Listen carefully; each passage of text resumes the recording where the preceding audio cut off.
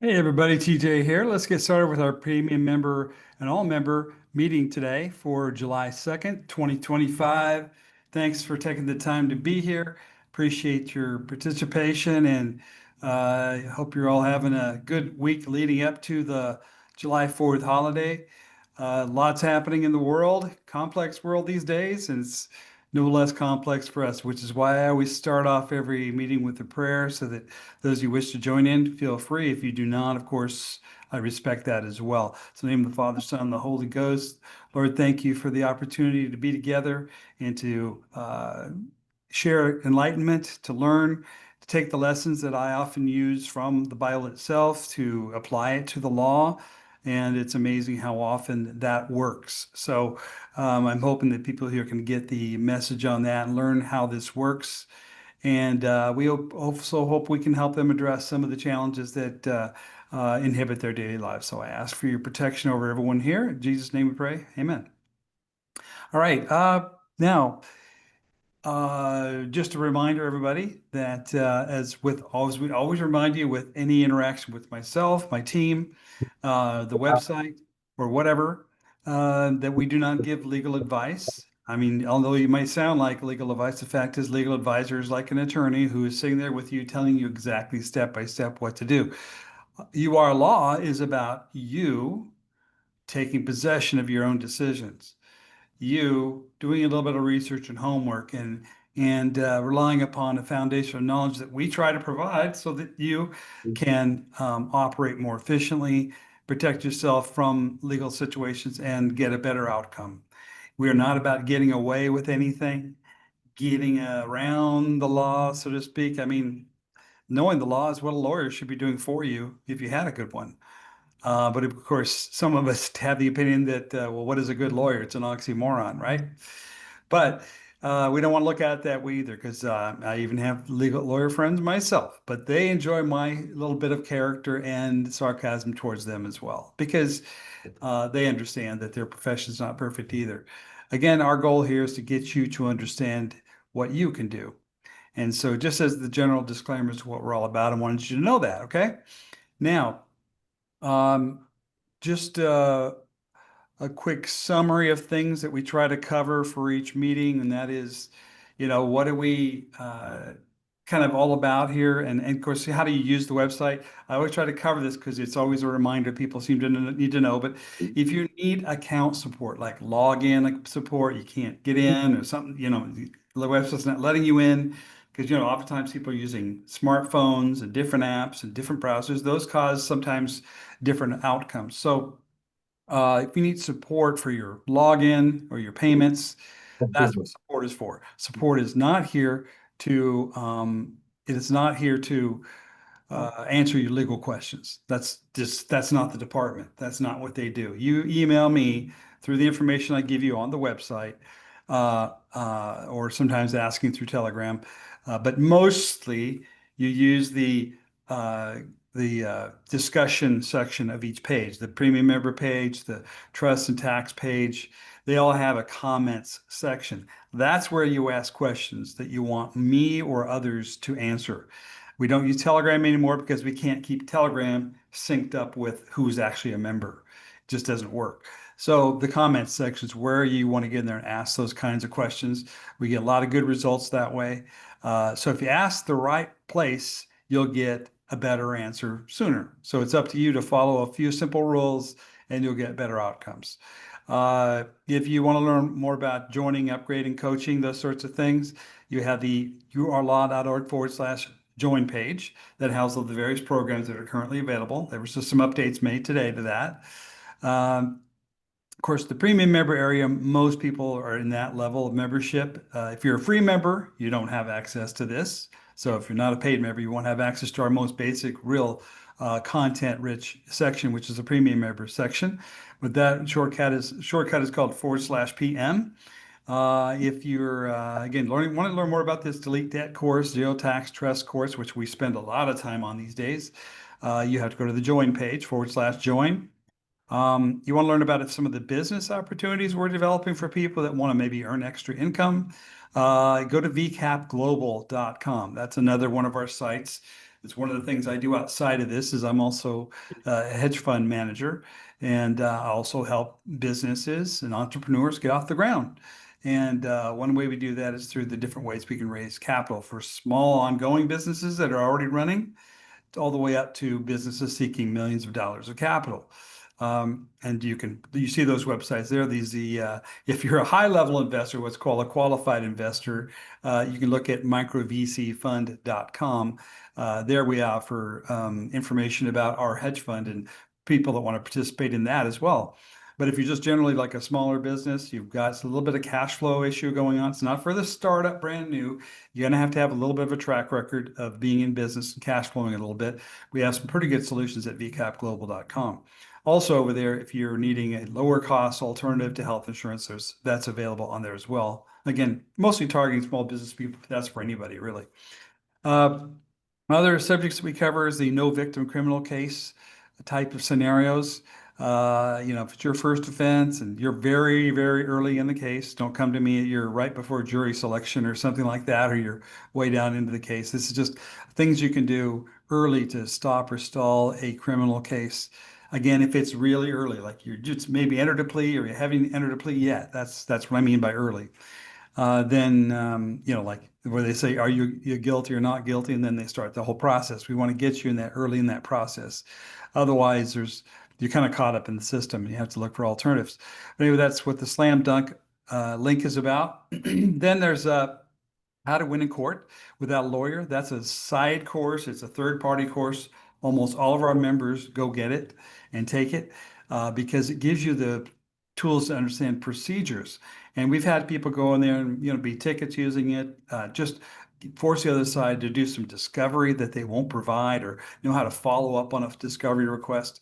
Unlike a lot of websites out there who try to teach you to get away with something and don't accord and don't engage in anything. Well, we don't necessarily believe it. Sure, we have some information on some of those techniques, but ultimately they're pretty darn good at pulling you into the system. So why not know what to do when you get in there? Because there's actually things you can do, and there are things you can make judges do if you're using your noggin and a little bit of knowledge, and you're willing to do a little bit of study. Again, this is not a free ride. This is not a get away with something program. Boy, is it powerful when you use it properly. So that course is always recommended. It's only I think they're currently at $350 a year, no, $250 a year, I think, for that membership outside of our membership, but it will help you in understanding some of the more in-depth things that we get into here. So it's really an enhancement to what we do. So keep those links in mind for things that you need. I did get we did some upgrades to the zero debt and tax trust course programs. Mostly though, what we're really doing is we're adding a private coaching option. So you can do it all at once. It's like an all-in-one package. It's there on the page, has the pricing and information. If you want to just completely have a full comprehensive and then get some actual support. And it's mostly focused on setting up your trust, setting up your entities. That's the area that we do for the private coaching in. Okay. So you're not really, it's not there to resolve your legal problem. If you're in court right now, that's not what it's for. It's strictly for people who want to learn how to reduce their taxes to basically zero going forward, protect yourself from seizures and lawsuits going forward. If you end up an existing case, it's not very effective because as we teach, and we teach this in all aspects of the law, it's a lot easier to get the insurance before the fire starts. So you'll hear me give that answer a lot when you come to me after something is already burning. And unfortunately, a lot of times people only come to us after the fire started. They wait. They don't think they need to plan. But the reality is every single one of you has got a legal problem. I've got a legal problem. That guy driving down the street there, he's got a legal problem because he's driving on that street and he could get pulled over any second. Anytime you're engaging in the world of commerce, and when I say world of commerce, I mean you're even inside your house, but even outside your house, you're engaging in the world of commerce. You got bills to pay, you got credit cards, you got mortgages, you got driving around, right? You got issues with relatives, issues with friends, business problems. Everybody has a legal problem. And if you're running through life thinking you don't need to know a little bit about law, you're going to turn out to be the victim most of the time. So my goal is that you stop being a victim And remember, this is even a biblical term. You can look it up in the book of Hosea, I believe. We perish for our lack of knowledge.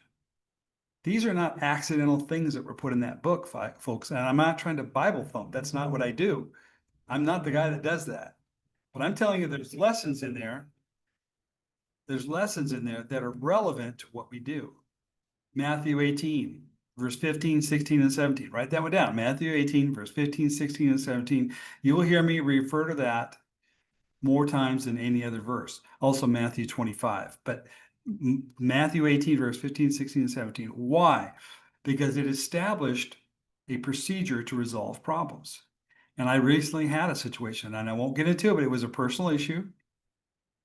Someone went and said something that wasn't true. He never came to me to verify what he understood it to be. And had he come to me, we would have solved a lot of problems because there was a misunderstanding, a miscommunication. Most problems we have start with a miscommunication. This one did too. He totally misinterpreted something that was said. He didn't quite hear it right. He went off and said something was done this way, X, Y, and Z. By the way, this is a family problem. This happens in families. Had he come to me first, this probably would not have even become a problem. Now it's, he's gone to other people before he came to me first. Well, that's Matthew 18, verse 15. He jumped to 16. When you jump the steps, it creates problems. It's like a magic formula, guys. Go read those three. I'm not going to cite them for you here. Look up Matthew 18, verse 15, 16, and 17. Probably should look in the King James or the Catholic New American Bible. One of the more traditional Bibles, because the wording is more accurate. Some of the new Bibles are kind of twisted around, but I think the concept's about the same. But I've found that when you skip a step or you go right to court, sue somebody, but you've never even tried to sit down and talk to them about it, it does not go well for you. And the judges will tell you, well, why don't you go discuss this outside? He's actually getting you to follow the process. You're supposed to talk with your enemy first, not your enemy, your brother, sorry, your brother first, and then bring a second witness. That means bring another person in. That's like arbitration, those kind of procedures. You should always exhaust those things before you ever go to court. If you find yourself in court and wonder why it's going bad, ask yourself, did you do those things first? If you created a situation where you owed some money against an individual, especially, and you didn't talk to him about it and try to work it out, it probably won't go well for you if you jump around and skip that step. It's just the weirdest thing, but it works. It's like gravity. I mean, if I drop this phone, it's going to hit the ground. I can't stop it. And those rules are like laws of gravity. They just work. So many times when people ask me the question, that comes into my mind in terms of how to solve the problem. I don't try to think of, what's the code or the statute? Because by the way, a lot of those statutes and codes are written around those principles. And the rules of procedure and the rules of evidence for court do follow those procedures. That's why they're so effective in our American justice system. Now, maybe you've been in trouble and had problems with something in the law. You say the system's broken, it doesn't work. Well, I'll come back and ask you, well, wait a minute, where did this start? And when people get on here, start telling their stories, y'all always go, wait a minute, let's go back to the beginning. What started? Don't tell me they violated my rights and they threw me off the road and blah, blah, blah, blah. Wait a minute. What started that? All the way back to when you got a license, what started it? Because all this led up to that moment. So you can't look at a bowl of soup and figure out what's in it unless you go back to the recipe and the ingredients. And even if you're into organic food, is it that good? Is it that deep in terms of where you start the story? So always start the story at the beginning, which is the source of the problem, and take some responsibility. And that's also very, very important, especially if you get into a conflict with somebody. Take some responsibility for your part. If you were even there in the first place, why were you there? I unfortunately had someone come to me with a situation where she started right off in the story of, well, the cops abused me, they broke my rights, they violated my rights, yada yada yada. I said, wait, what's happening? Oh, well, I was out drinking and I got a belligerent with the cop. Oh, okay. And why were you out there drinking? Were you driving? Yeah. Do you know that's really a bad idea? I start with that, right? Because it's obvious. You have to be some degree of responsibility. Then you got even further back, that, oh, yes, you had a prior situation. Wait a minute, that aggravated it worse. The cops looked that up. So again, you got to get the context of the story is very important. So when we talk about the facility here today, you maybe ask some questions, keep that in mind, okay? Because yeah, I'm not here to, like I said, tell you how to get away with things. I'm trying to help you organize how to proceed with situations. Okay, is that fair enough? All right, so now what I wanted to cover today is just a couple of general topics. I don't have a big lecture today.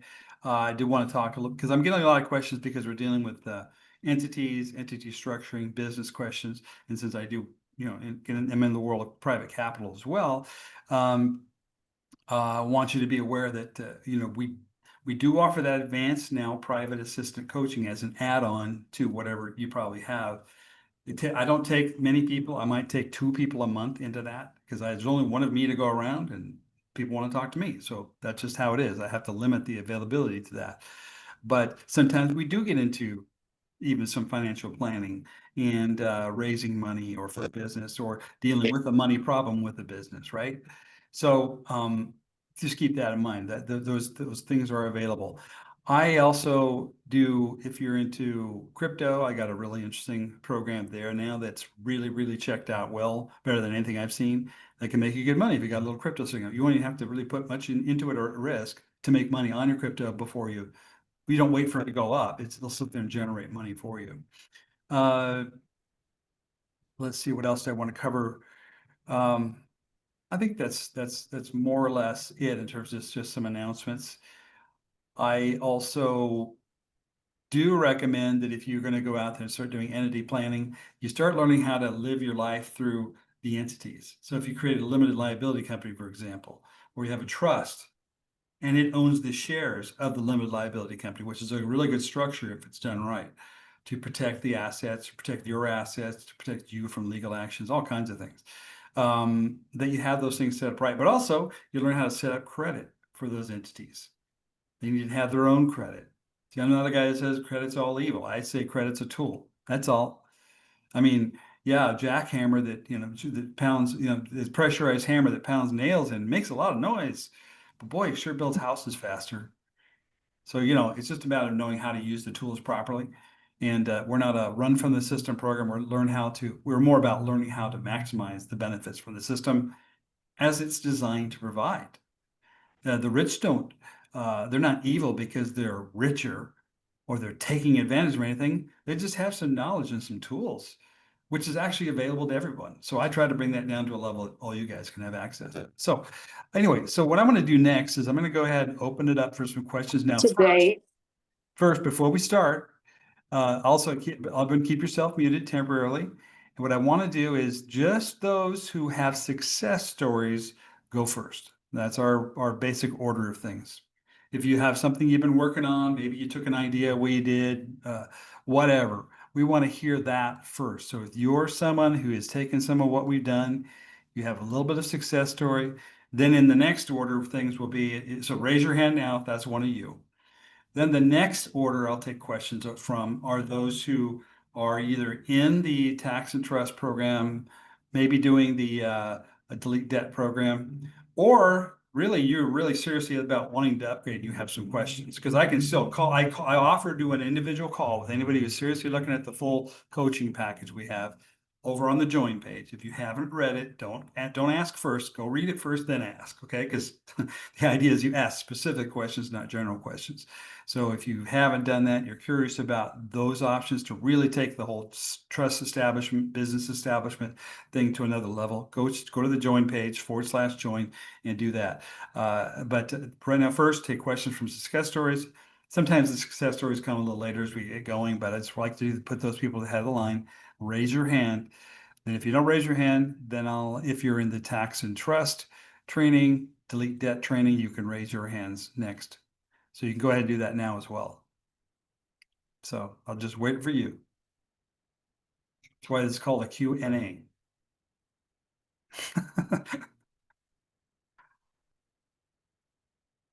Hey Okay, TJ, No.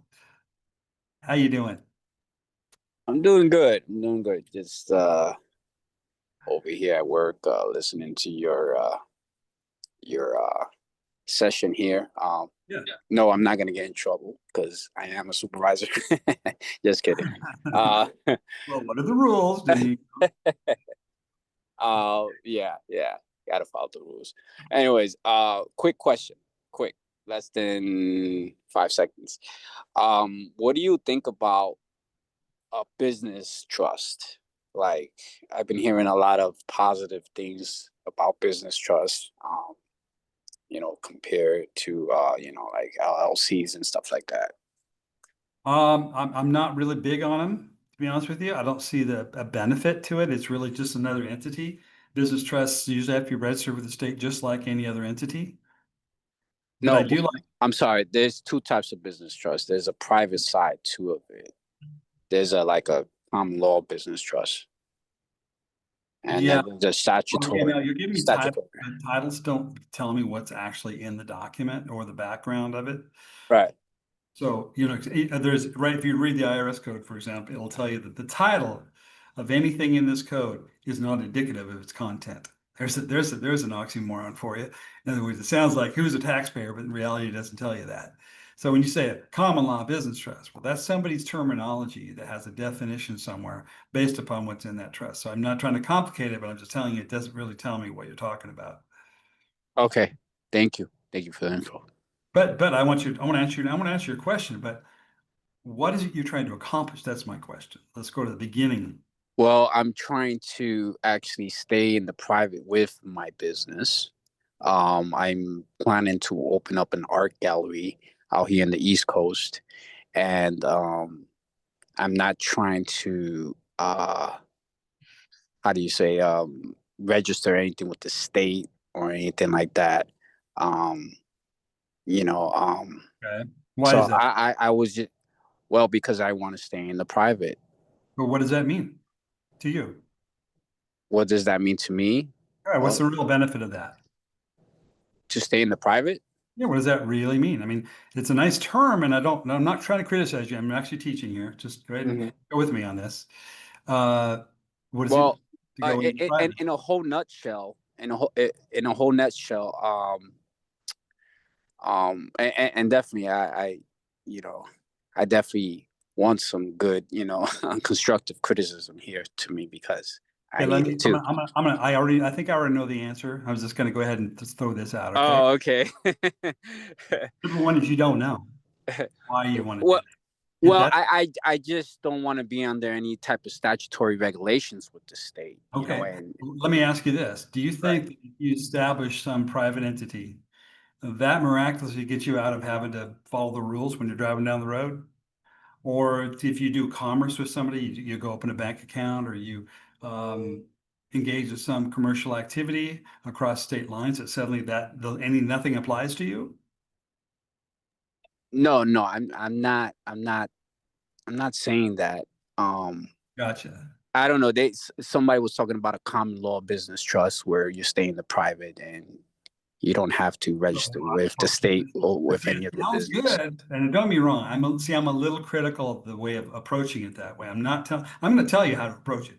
Okay, Right, right, right, I'm not telling you, but I'm telling you, people spend too much time thinking about that and not understanding that if you, for example, maybe set up a corporation or an LLC, so what that you register it with the state? I mean, at the end of the day, a lot of people think, well, if I do all this, I won't have to pay taxes.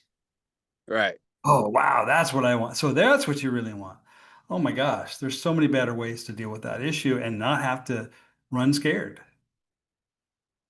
And we Right, try to still right. teach you very direct Well, ways in which you can do that. right, What right. are actually in the code, but people don't understand what the word exempt means, and it's right there in the codes, exempt. I Right, use right. their codes against them. I don't run from them because Well, it's hard. You've lived your whole life within the system since you had a birth certificate and a driver's license and a social security number.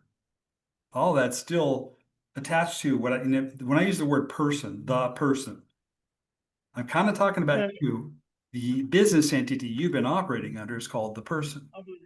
They'll say all US persons or all, this code applies to all persons. That's actually applying to a business entity that you've been operating under since you were born. So you've already been doing business for a long time. You just don't understand the relationship to the system. Now, if you go out and create like, what is your goal of your art gallery? To be in the private? Well, my goal is to actually, well, not to be necessarily like all the way in the private. I mean, you can't really be in the private unless you get like a PMA or something like that, you know, a private members association, where you contract with one member, Yeah, you you didn't know, answer the question. See, this is the problem with a lot of folks that are seeking this stuff. The question is, you want to make money with your art gallery so it can stay in business, don't you? Yes. Oh, okay. Let's talk about making money then. Let's talk about minimizing your taxes then. But all the other stuff, if you put more energy into being in the private than you actually put into making your business thrive, do you think you're going to survive in a world where it's competitive? Right, right. Reality is, my friend, is you need to build a art gallery that'll make a lot of money so it can survive. People say, "Oh, I don't care about money." I said, "Well, just try to buy your groceries without it then." Okay, come on. Your gas without it. Just get real. It's what we use. It is what we have, this current system. It's going to change soon.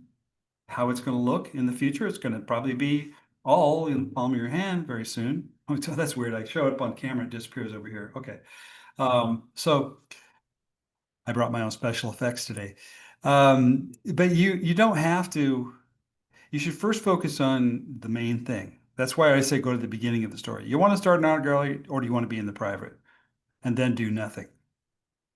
Yeah, that doesn't make sense, right? So I suggest you focus on starting your art gallery, putting a good entity together. Most likely, at least what we teach in our course is an LLC. Then it starts to matter, how do you manage things so that you can minimize your tax, maximize your protections, and prevent yourself from getting lawsuits and things like that. If you don't have those things answered, if you don't know the answer to that as you're operating, they don't care what you call yourself, private, glow in the dark, sovereign citizen, whatever it is. I like glow in the dark because I like glowing in the dark. It's kind of cool. But the reality is that has made no basis on what my objective is. Okay. Here's my story. You've heard this. If you've been on my webinar meetings, you know this. Let's say that a business owner who starts an art gallery stands on the 20th story of a high-rise building on the beach of Florida. And then next to him is somebody who has an art gallery who's got a private business trust and they done all these really cool things. Now, the guy with the art gallery is making lots of money because his focus is the business. The other guy is still trying to figure out how to stay in the private so he can just avoid everything. Now, if they both jump off the roof at the same time, which one hits the ground first? They both hit the ground. Exactly. In other words, it's your actions that matter more than your status. So in other words, how you set yourself up in a way that works within the system is the right way to go. So our focus in the tax and trust course is to get you to think just like that. In other words, yeah, it's okay to set up an LLC. It's okay to register it with the state.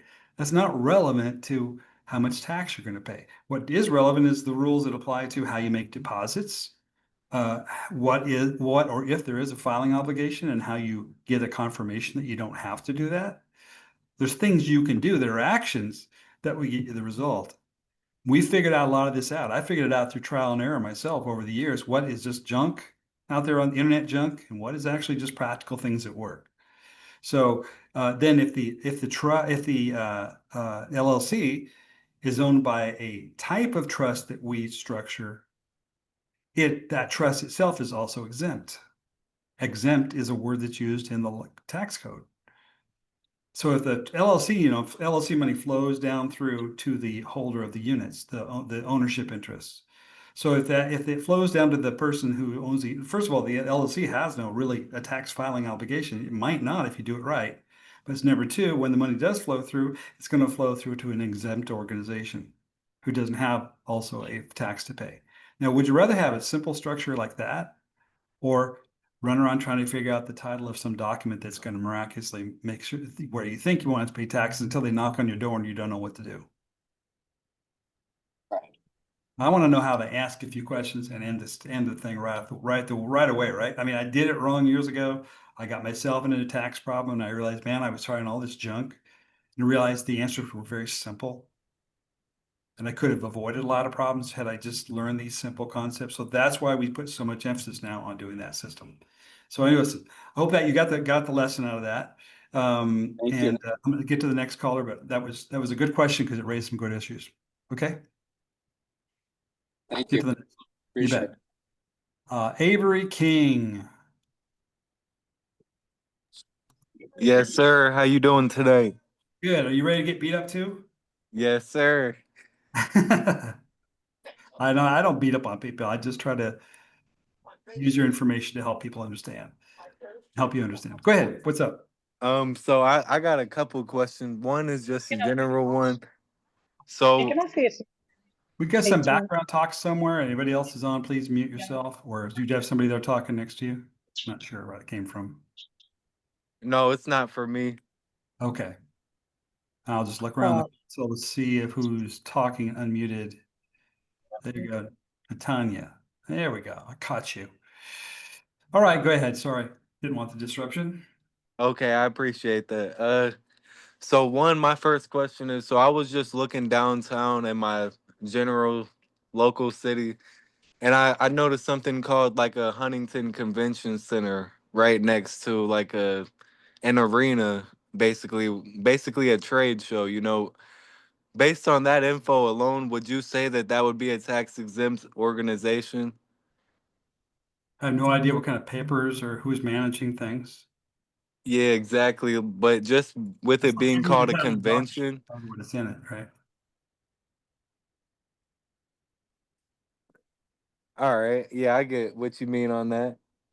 That doesn't mean what's something just like in the IRS code. It says a title of something does not imply its actual meaning.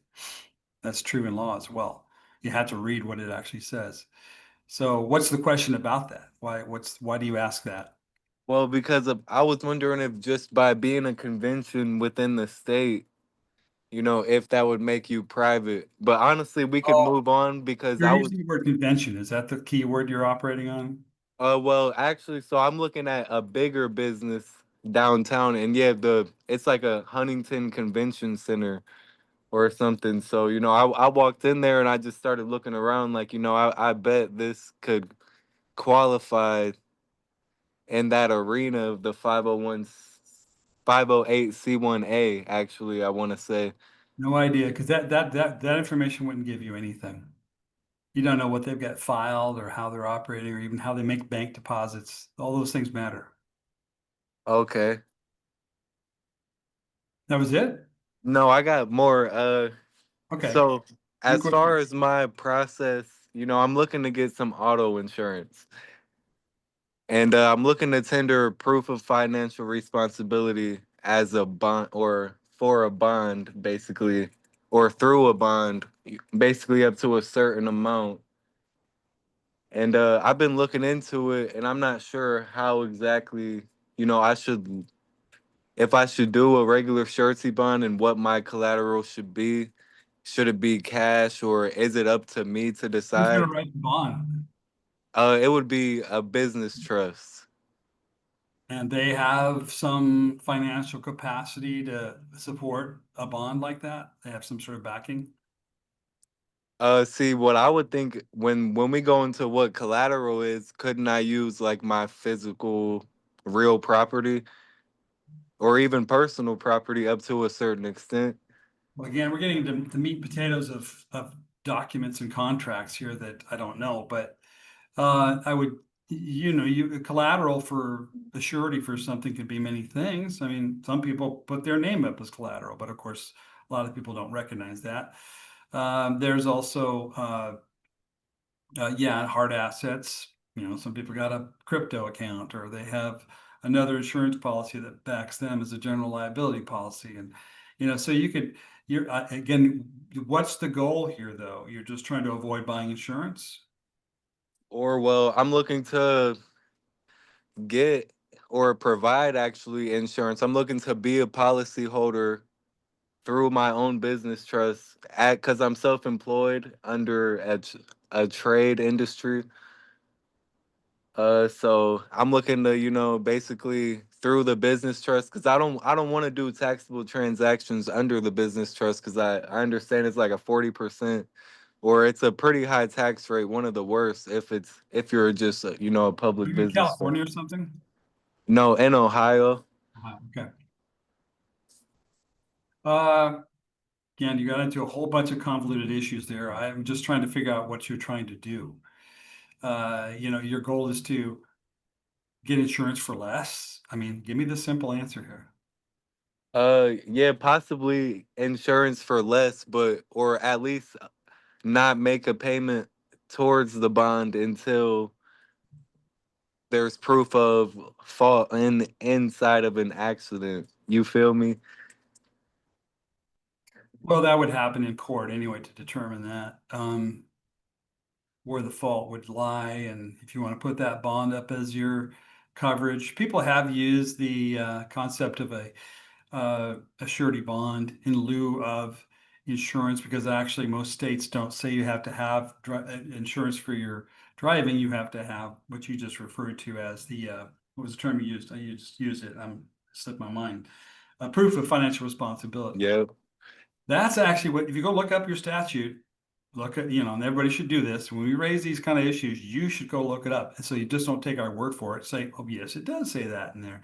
It says, what are you required to have when you're traveling on the road, doing your business?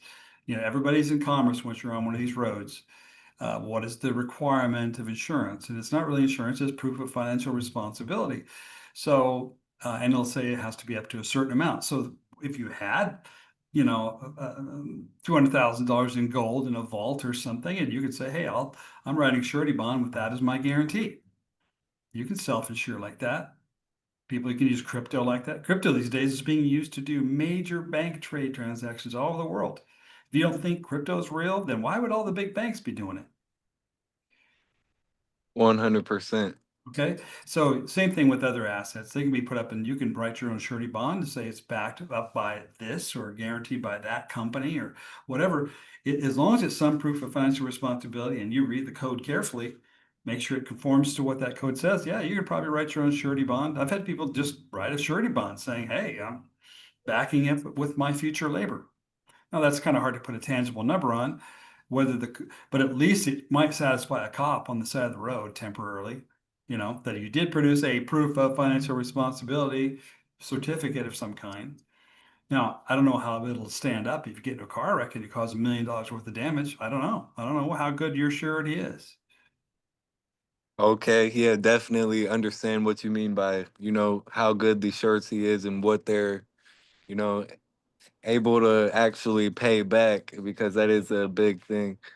You got to be able to generate the value. But I do have another question. A quick one though this time because I got to get to other callers. Okay, it's referring to lawful money deposits. It's kind of not a big question. So even if we want to, if I could go into some private coaching, I'd be happy to figure out what your pricing is or, stuff like that, and you could move along. Well, just Because go take I could take a while. tax and trust package. Included in that package is how to do the lawful money processes, which is a great way to reduce your taxable income to zero in most cases. But you do have to document it a certain way. So it's all how you document it. But once you know how to do it, it works. We've had people get big refunds, get tested by the IRS, and they look at that and go, "Yep, that's not taxable income, even though it's $1 million." Yeah, that's Plus, that's there's two amazing. other things we have you do at the same time that nobody else teaches. I guarantee it.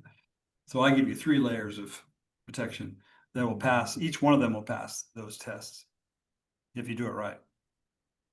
100%. I've been So able to verify everything, I've ever found from you. That's a big reason why I invested. very good. So are you in any particular program right now with us? Yeah, I'm in the $2,500 one. I forget Oh, what okay. the You've name got the is. combo. Then you have that information. So Yeah, you're so fresh. But if you have you gone through it and tried to just sort of set it up, open a bank account and uh yeah, I haven't opened a bank account because, I'm trying to figure See, because you know, there's a couple different things playing, and I'm sorry to take up the time, but couple different things playing that will cause a different outcome. But as far as you know, my trust indenture, it's not 100% made. So could I just put like a cover? Could I show the cover to the bank? I know you did the certificate of Yeah, the summary, the one-page summary, abstract of banking. that's what you take to the bank. You don't show them your trust. 100%. So if I'm doing a lawful money deposit from a sole proprietorship, or say I'm a holding company doing business as sole proprietorship who does a lawful money deposit into the trust, would that be considered an itemized deduction, or is that just how is that like in what category am I going to make the subtraction? Well, from which side of the transaction are you referring to? The one who's writing the check from the company over to the trust, or from the trust side? Yeah, from the sole proprietorship side, if I'm filing Form 1040. Yeah, okay. Well, then you probably, depending what it's the nature of the check is, will determine if it's deductible or not. If it's payment for services, well, then I would deduct it if it was me. Thank you. Yeah, 100%. And your sole proprietorship could be making those same kind of deposits too, by the way. Okay, yeah, definitely. I got to do more research. I Getting it? appreciate your time. Getting what I'm saying? 100%. Yeah, these principles apply in many environments. We just try to give you the ideal environment so that it all just kind of works together. And once you get it, Yeah. okay, Yes, sir. Thank you so much. Have a good night. you're welcome. You're off to a good start. I can tell by the questions and the work you're doing. Just keep reviewing. That's the number one thing I tell people. Just review it again and then come back again. Yes, All sir. right. I'll definitely be back. Okay, I'm sure you will now. All right, let's see. Sunny, Hi, TJ. how you doing? Good. How are you? Good. Has anybody ever seen that song to you, that like 60s song, Sunny? I don't know how the rest goes. Sometimes. Sorry, I'm dating myself now because I can't get a date with anybody else, so I have to date myself. All right, so sorry, those are my jokes for the day. All right, what can I do for you? So I'm in the trust and the delete debt course, but I have a question about the delete debt course. So I am about to be on my third letter for Sally Mae, but I looked them up. They don't have a license, or they're not registered. Or when I looked it up, I think it got like not rejected, but it got like released, so they're not licensed in the state that I live in anymore. So I was gonna ask, like, how can, like, am I still able to sue them if they don't like give me what I request in the delete debt letters? Well, if they're making it, let's simplify it back. If they're making a claim of that they loaned you money, because that's Mm-hmm. the basis of all commercial loans, Mm-hmm. any claim they loaned you money, then provide me proof of where your money was before you gave it to me. So Okay. you can say, hey, this is how much we gave you.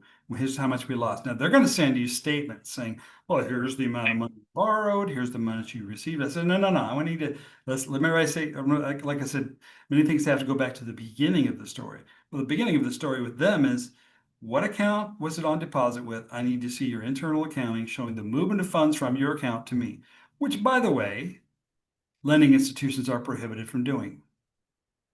Okay. You say, now, wait a minute. Those of you who don't know this concept, some of you are probably saying, well, of course they did. Okay.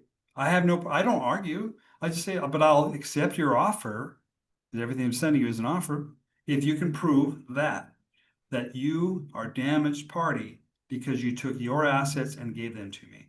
Now, if it's Joe across the street and he gave you $1,000, he can probably prove that it was his property. The bank doesn't have any property. All it has is a license to create new money off your signature and promise to pay.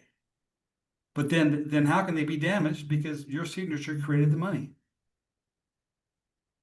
Okay. If you get that logic and you keep that logic in mind every single time you go through these questions, am I doing the right thing? Come back to the foundation first.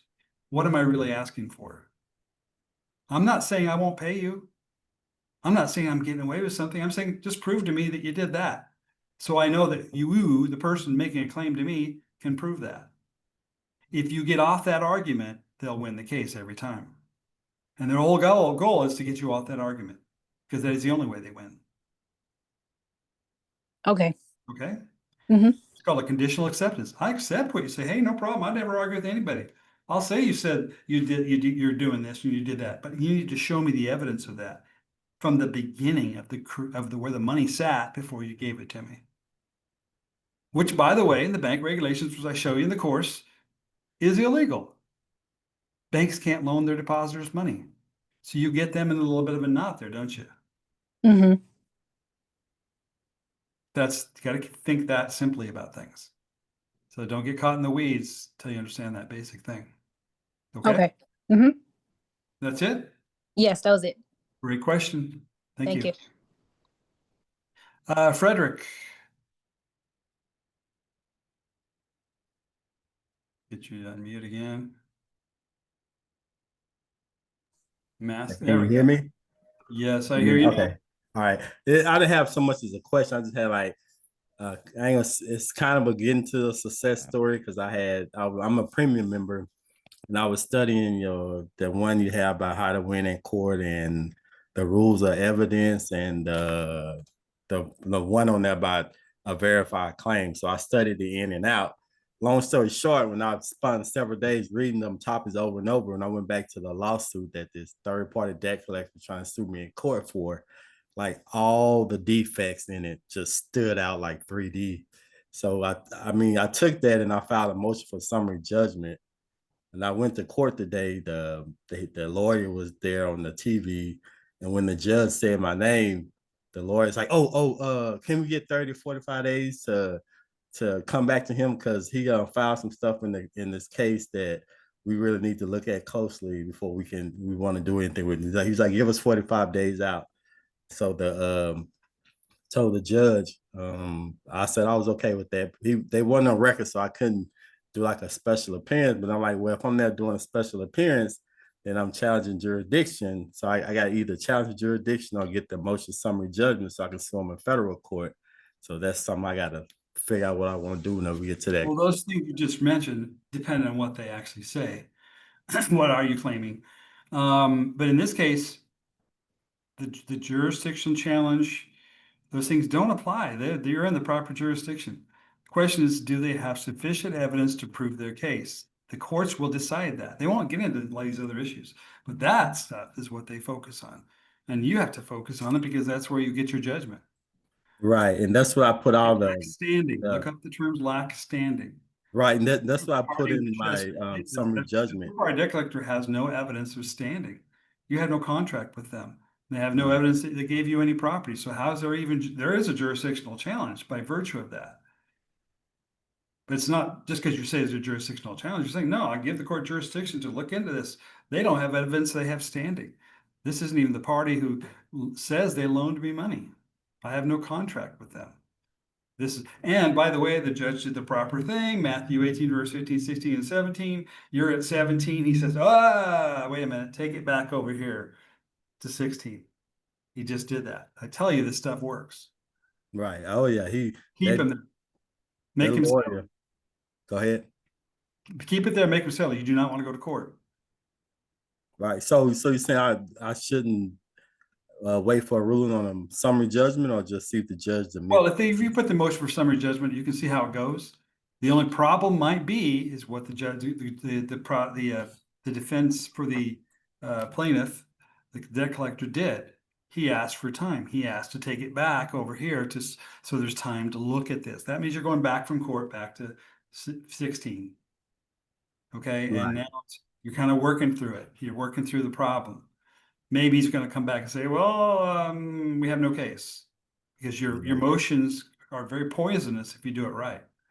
They don't want that. They don't want that going to court. They don't want to lose in court. They'll settle out of court.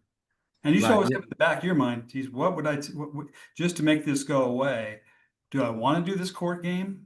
Or do I want this to go away clean and also clean it off the credit and everything else? Well, you can make that part of a settlement agreement. So Right. you should be the one also saying, look, I'm going to go easy on you. You want to just, what's the very, I've talked about this negotiating tactic I use. So I use this for everything. I don't care if it's I'm buying shoes or, candy at the grocery store. I always ask the questions. Okay, let's consider now that you've got this motion in place, now that you've created all this leverage. Now, I never negotiate before I create leverage. Donald Trump never negotiates with another country on tariffs till he says, I'm going to tariff you 100. That's all he's doing. And you should do the same thing. You should create the leverage with what you put in place. Now you come back and say, look, you got the motion, you call them up, say, you got the motion, you got this, you have no standing, how do you want to make this go away? That's kind of a way of starting the negotiation. See Right. what they throw out. And no matter what they say, this is what I call play the fly on the walls thing. I go, is that really the best you could do? Those are the words I use exactly like that. And Yeah, I know, because well, not only listen, like before I even got served the summons, I knew about it because I got these letters in the mail from some lawyer saying, "Oh, you got this lawsuit." I'm like, what are they talking about? So I looked it up and I seen it. Like, huh? So I did some conditional substances to them. Now I'm about to send the second one out because they never responded. But it's as far as your the conditional acceptances for everybody else's purposes, it should be essentially saying, well, I'm happy to go forward if you can prove X, Y, Z, whatever the long list of things they can prove. And if you can't, then you're making a false claim using the US mail, which gives me the right to sue you and also charge you with the crime of mail fraud. Which one do you want to do? You yeah. change the whole game by taking it that whole direction with your conditional. Yeah, that's why I put that they're doing this lawsuit by way of extrinsic fraud because they put that sworn affidavit saying that they had the legal authority, and legally to bring this suit against me. But when I Okay, looked bring them me up, the proof. second, huh? Show me the evidence. Where do you Yeah, and sign? I called Secretary of State and Secretary of the way Missouri statute reads, they had to be authorized and registered in the state even to do business. So that should be in your Like that. conditional acceptance, right? You're saying, hey, well, you better bring the evidence of this, show them Right. everything you got to bring. And if you can't, then you better back off and you better take this off the record completely. Bye. Yeah, that's what I did. The I collectors filed are that. easy to get rid of if you just hit them with the Yeah. right questions. Yeah, I filed that as evidence with the court, the certificate of no record from the Secretary of State saying they have no record of them even being authorized Okay, or good. So registered to do business. you're doing all the right things. If you want to close the deal though, you got to say, okay, look, here's what I got. You call them up, say, look, you got this, this, and this to deal with. You should just withdraw your case. Because if we go to court, it's not going to go well for you. Or if you have something in mind, what's the best you got? What's the best you can do? And then again, always ask the second time, I don't know. Is that really the best you can do? What if they'll settle for 10 or 20% on the dollar and you can make this go away? You have to weigh whether that's a good deal to you or not. It's cheaper than paying full price and going to court and paying their legal fees if they do win, which sounds to me like you set up a good case. So that's, you're in good shape, but you got at some point know when it is. You always try to settle it before court, though. If you don't, it doesn't go well in court. It's a statistical fact. All right. Okay, that's all I was just saying about studying your information premium member. I picked that lawsuit apart, like it just stood out so easy. Good. So I appreciate the information. Okay. That's all I had. All right. Well, thank you, sir.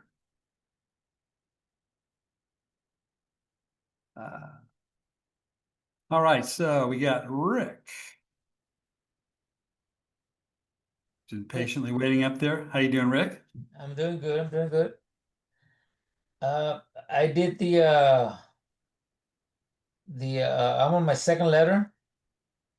But for some Back up a step. You're in the delete debt course. did that course, yes. Okay. The premium. I'm on my second letter. I keep calling them, but they haven't returned the return receipts, and they want me to go through. They want me to go through email. I said, no, I can't. I gotta send you this, and I have to. So I got one I never got the return receipt, but I went to the post office. Somebody signed for the first letter. But I never got it back. Are you using regular certified mail where you handwrite the cards and stuff? Yes. Okay. The I post do office. recommend a lot of people get on board and use the certifiedmaillabels.com website. Okay. Because what it'll do is it'll generate an electronic receipt, which is acceptable. Okay. Okay. Put it in your file and like good enough. You know, you don't need them necessarily to, the green card thing. Most courts will accept the certified mail type of receipt, proof of delivery as your evidence that it's delivered. So don't get caught up on that too much. Keep going. You got proof of delivery, that's the start. If you didn't get the card back, you got the other printout, delivery electronically, the post office, that's that in your file too. We're not use that, we don't do records. And then the more organized you are, and the more organized they see you are, the more afraid of you they'll be. Okay, so just go ahead and do on my third one. Actually, I should have done it Monday, but like I said, I wasn't getting anything back until I found out that there was a signature for the first letter. I'm still waiting on the other signature for the second. Don't worry about that too much. Just what are you waiting on? You're going to send your second and third letters, that type of thing? Yeah, yeah, this will be my third letter. Okay. So you give plenty of time. Don't rush the timelines too much. Because then they can later on say, well, gee, you only gave us 2 weeks to do all this. After that, and the judges sometimes go, oh, give them more time. So now you don't get the thing closed. You lose your leverage. So we are always the ones that want to be fair. What was that again? I didn't get the last message. We're the ones who want to demonstrate fairness and due process. So by Okay. sending the letters, giving them an adequate time to respond, keeping a record, you're demonstrating to a court fairness Mhm. and organization and competency. The judges look at that really fast. So that helps that your case when you go to like the previous caller, he's done all these things, he's put all these things in place. Suddenly they're realizing that, oh, wait a minute, this guy's building a real serious record here. We might have a problem. Right. That's why they ask for the extension of time, right? Mhm. So you said if it goes to court, it's not beneficial for us, and if If it's you not, haven't why done the not? first 2 steps, if you haven't done your due process, your certified mail, your letters, all the letters, giving them adequate time to respond. And of course, as the course teaches, at some point, they simply just don't go away, then you should file a suit against them. I mean, you're got to be the bulldog going after them. It's not them coming after you. And Right. when they start realizing that, you got teeth, they'll start paying attention. But as long as we do the procedures you outlined, then we're good with going to court if it does happen. Is that what you're saying? Well, no, I'm not saying that. I'm also saying at some point you should communicate with them before you might, if you want to file a case, that's fine. But even before you go to court, you should be contacting them and saying, do you really want to go to court? You've seen my evidence. Do you want to work something out? I'm saying Yeah. that's always going to the Matthew 16 part. So Yeah, I did that. I think it was Friday. I called them or Thursday, and see, see if they just wanted to settle. it's a little early to make an offer. You want to, if I'm going to tilt the scales in my favor, I'm gonna put as much weight on that scale first before I do it. And that's your process, is your weight. And they hung up because I said I'm recording you, and they didn't like it. They just hung up. Yeah, that's funny how they hang up when you say you're recording them, but when you call them, well, we're recording. I go, gosh, I am so glad you're recording too, because so am I. They Yeah, go, well, they hang up real quick. That was a quick exit. I'm like, oh, hold on. calls. You're honorable. You do everything you say you're gonna do. It'll go way better for you.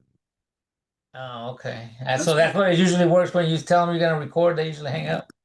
That's why you also do I everything. wasn't even recording. I was just going back at him. No, you see, then you demonstrated, I'm telling you, when you demonstrate competency, following steps and a few simple procedures, they'll get scared of you because you're showing you're a dog with teeth. They want the low hanging fruit. Now, they want the one that sent one letter and said, oh, I hope it goes away. No, you sent the letter and then they get hit with the second letter. Then they get hit with the third letter, which is a final notice. And notice, here's the bill, notice of intent to sue. They know that, oh, we got to pay attention to this guy. He's building weight on the scales. The scales are going like this. That's what you're doing. The whole administrative process is setting the scales up. So that you can say, you know what, I'm willing to let you off the hook.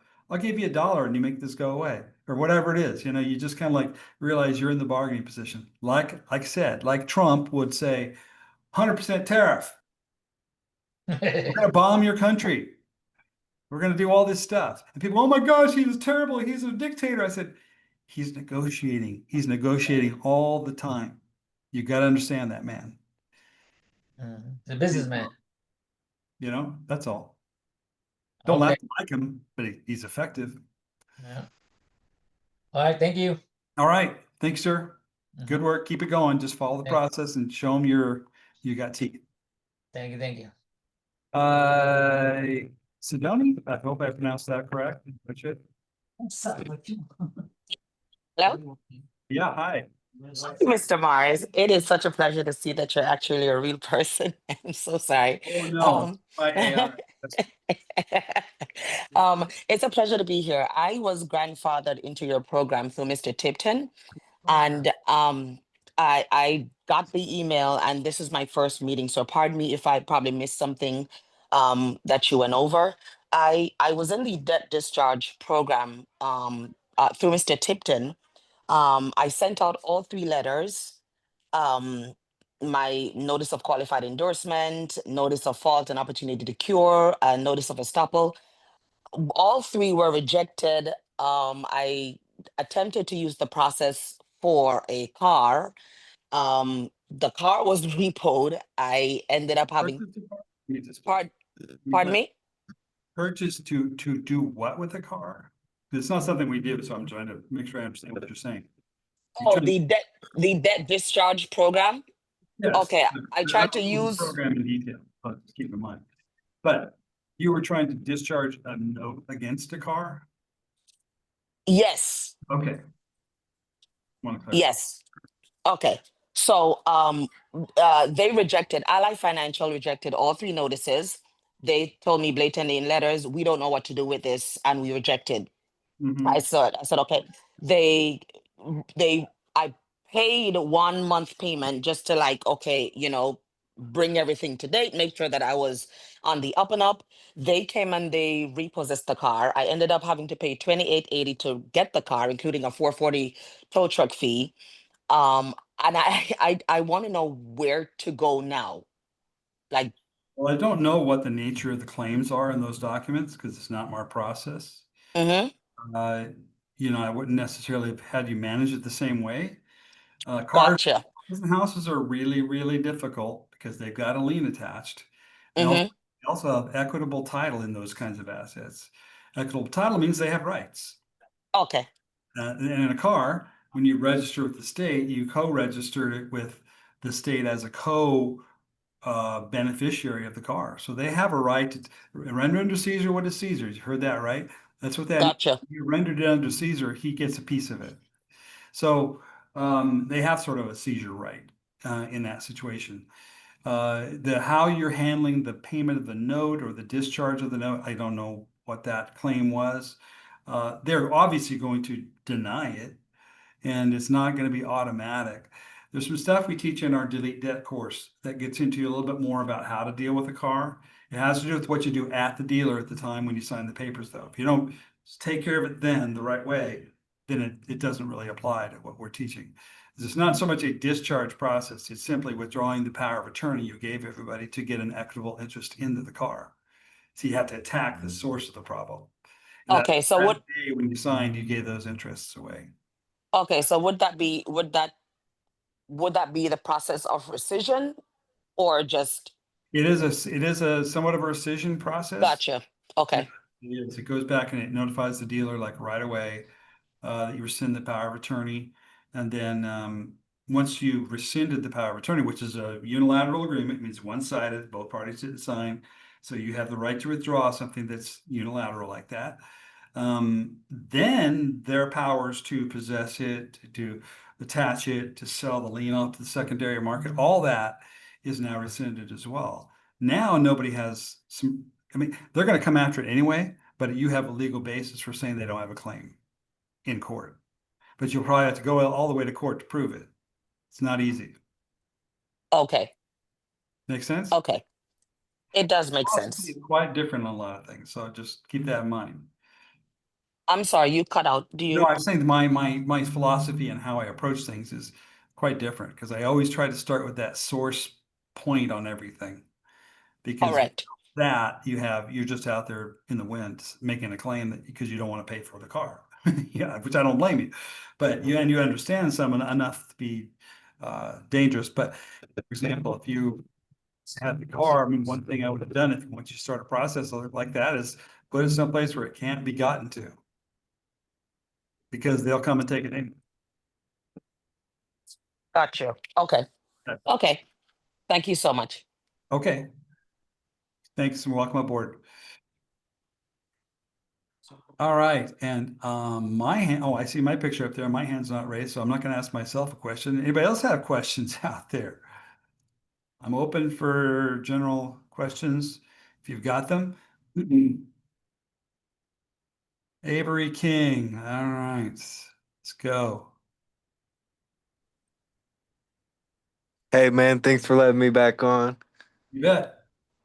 So yeah, I kind of wanted to go back onto the car thing a bit, touch on that if that's fine, or more so the process on the notes to the Federal Reserve Bank.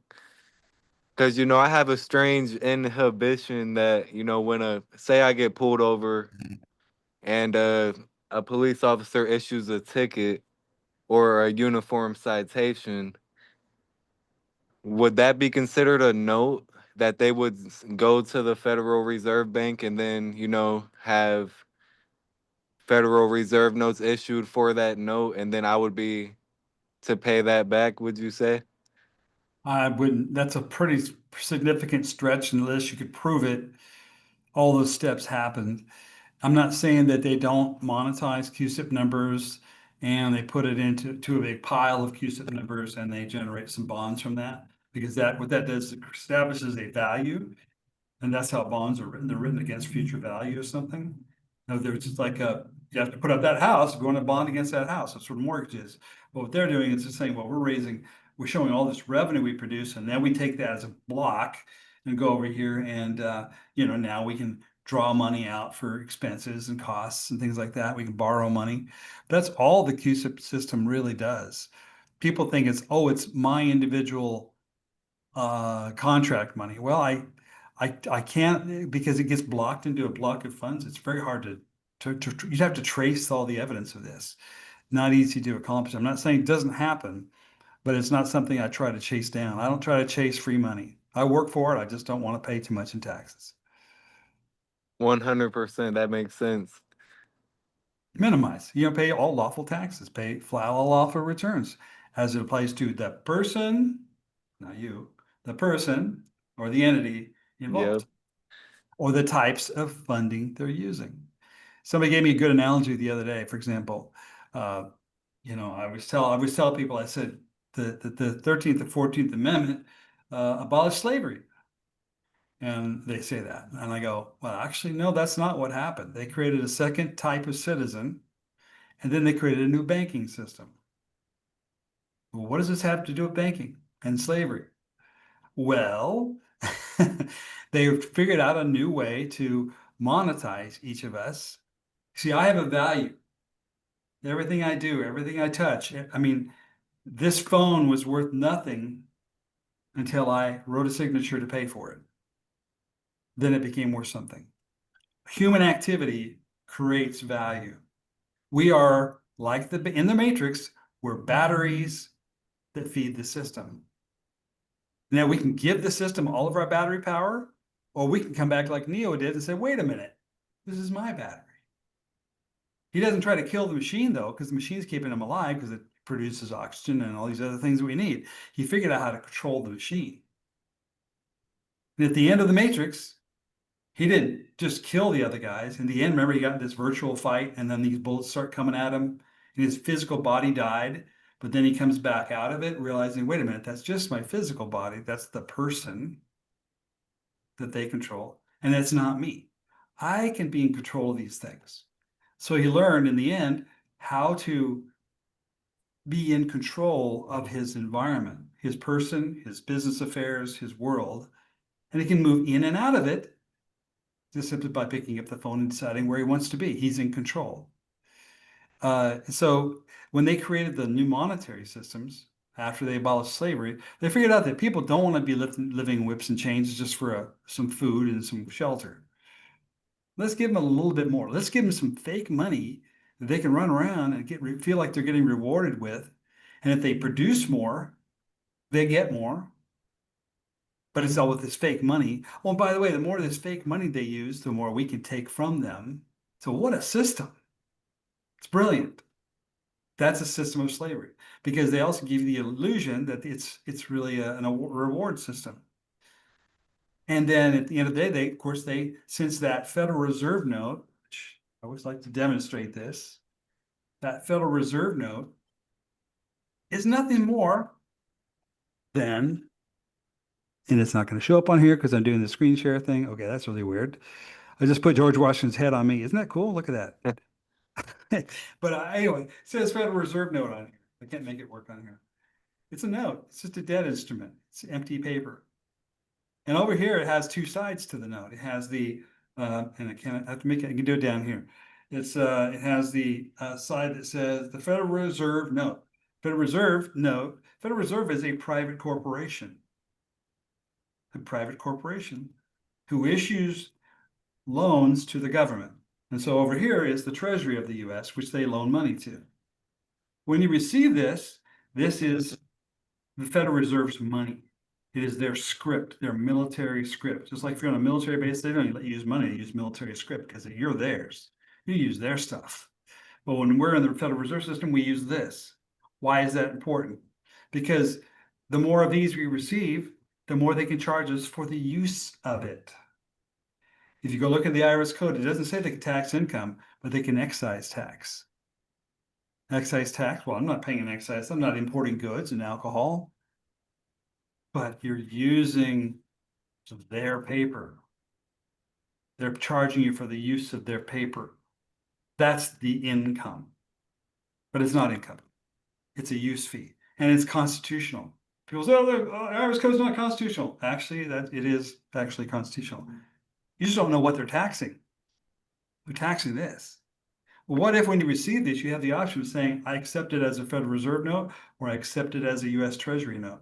US Treasury notes are not taxable, by the way. It's 8 US Code 8. Shoot, I forgot it off the top of my head. It's actually in some of our downloads. It's 8 US Code 18 or something like that. Anyway, I forgot it. It's been a while since I referenced it. But it says that the notes are not taxable. So a US note's not taxable, but these are, because it can be classified as either a Federal Reserve note or a US note.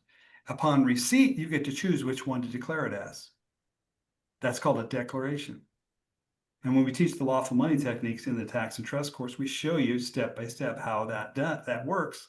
So that at the end of the day, when you say, I didn't receive Federal Reserve notes, I received US notes, which are non-taxable, right there in the code. But you have to make the option upon receipt. So that's how that works. That's all you got to know as far as all that stuff, just how to reduce your tax. Okay. I got some more callers here. I'm going to grab Avery. Thank you for the follow-up though. Yes, sir. Thank you. You bet. Mark Wynn.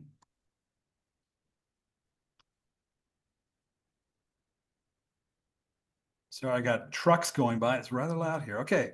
Hi, TJ. I just had a quick question. It's kind of They always say similar to the last lady, the lady that her car. But the question that I have, TJ, is that is there a way taught in the debt course that you can have your car loan dismissed? Would that be in the? The only way we teach in there you can challenge any debt. Okay. Okay. But when it's a secured situation like a car loan, somebody's drawing on screen, please don't do that. I don't know how they got control to do that. But there's a way when you do it at the beginning of the transaction, on the day you sign the papers with a plan as to how you're going to do it, where you can Okay. put the power of attorney. If you Oh, don't do okay. it right away, then you can challenge the note, but they're gonna Okay. work hard to get that car back from you. Okay. Okay. Another Now, way I sometimes deal with that, if you have a secured instrument like a car loan, maybe you had a $20,000 car loan, but you got a $20,000 credit card. Credit cards you can write off all day long. Pay the car off with that, then go deal with the credit card. At least then you don't have to deal with the secured instrument situation. oh, okay. Okay. Okay. It's called a So, debt strategy. okay, got you. Okay, I will have to look into that process then. Okay, thank you so much, TJ. You bet. That's in the delete debt course. Okay, thank you. Okay. Don. Okay, can you hear me? Good sir. Okay, hey TJ, good to see you. Quick question in reference to the driver's license and putting filling it out, the living man, the way how you taught it on the back and also on the application. And I just wanted to know if that's still an effective process that still works today. Well, when you say works, people think Well, that basically. where it works, So, what do you define as works? well, when you taught it or when you referenced this particular strategy several years back, Mhm. there was something that was effective, and I just wanted to know if that still was something that still effective today. Well, it's effective to the degree that if you do sign it a certain way, that you're essentially limiting your liability. That's why I was asking you the question. Well, again, what are you trying to do? Just being effective is, what do you mean by effective? If it's effective to the degree that if it says by and if they'll let you sign without prejudice or something behind that, they're getting really picky about this. They've caught on. They'll stop you sometimes. And by the way, why do you think they'll stop you? Because it means something, what we're doing. They wouldn't have started trying to stop people if it wasn't effective. Okay, get that, understand that. Now, do they make it harder? Yeah, sure. A lot of techniques that we use eventually kind of get spoiled and we find ourselves having to shift to a different direction. So sometimes we might have talked about something 3 years ago. Today we might have a different approach to that. People go, well, if it doesn't work anymore, why are you still teaching? I said, I taught it 3 years ago when it was working, because things change, environments change, rules change, procedures change. So in this case, they are definitely putting more of a warning out if you put a special qualified signature on something. It still doesn't mean you don't try, because we also have a comeback that we teach in there's a download you guys can all get. I think it's in the premium member downloads area, where it's called reserving your rights. Get that document, review it. It goes into detail, different ways you can do it. And I'll give you a simplified example. Whenever you qualify a signature, you're no longer signing for the person. They want you to use just your name, the person's name, and attach everything to you and your social security number. That's what you did when you just signed. You said, here's my social security account, tap into it. You can take my time, my labor, my money. It's all yours. You're signing it away because you don't have the knowledge to understand the importance of a signature. We perish for a lack of knowledge. Okay. Right. Now, let's say that you sign something, like I'm a manager of an LLC. I'm a director of a corporation. I'm a trustee for a trust. I'm the person. But if you use these qualified signatures, for example, if I signed a contract yesterday for one of the LLCs, my signature says by my name, comma, manager. Am I personally liable for that signature? Well, You you said don't, manager. you don't know the answer to that. When you sign something, you better not sign that way, because I know that if I walk into court, I can go, Your Honor, that's not my signature. That is the signature of the manager of the entity, and it is a limited liability company, which means the liability is limited to the company. Hmm. That's how simple a limited liability signature is. Now, The same thing applies if you say without prejudice after your name. Now, I did that once. It was in a federal court. I had witnesses that were there, saw it happen. And these lawyers and everybody said, never seen that happen in a federal court. But I signed without prejudice. And they were trying to put all these conditions on me, trying to make some charges. And they wanted to restrict all my activity. I mean, every condition you can think of. I could spend $10 without asking for permission. And I said, well, I'll agree to all that, but without prejudice. And I put it back in there. And I didn't say that, but I put it over and I handed it over to the prosecutor. The prosecutors, we were just about ready to walk out of court. The prosecutor goes, whoa, wait a minute. He signed here without prejudice. That means he's not taking liability for anything on here. I rest my case. You see what I'm saying? Mm. And the judge went, and he didn't acknowledge that. The judges are very clever sometimes. He goes, Mr. Morris, would you agree to at least one of these conditions? And I said, and the one he wanted was stupid. It was like, go online and log in. I said, okay, I'll do that. And that was it. They waived all the conditions because I did that. Because it Nice. means something. So how you sign is very important. And in what capacity. So another way people commonly do this is the word by. And if you go you can AI search this. If I sign with the word by before my name, what does it mean? And you'll get AI searches that'll tell you what it means. It essentially Yeah, means that's just you're not accepting personal responsibility. You're acting on behalf of another party. That's a qualified signature that protects you. So your big question about the license isn't so much about the licenses, is what happens when you do these things. So if I were to go to court and my license says by, I'd say, Your Honor, look at this driver's license. It doesn't have my signature on it. Me, the person, it has an agent's signature on it because it says by.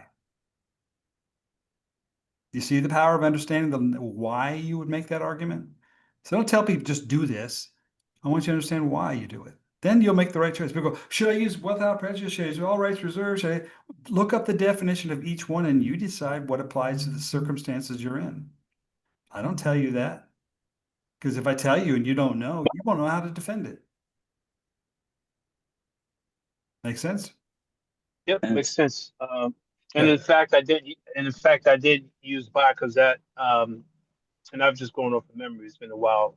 Because In my most recent license, I had to do that because they're really sticky about it. I said, okay, well, and they always they try to stop me. I said, well, hang on a second. Are you giving me legal advice? Because my legal counsel says that's how I'm required to sign. Are you giving me legal advice? Now, that is a very important thing that's being said. Because they can't give you legal advice and they can be sued for doing so. So believe me, they always say, oh, no, they know exactly what I said.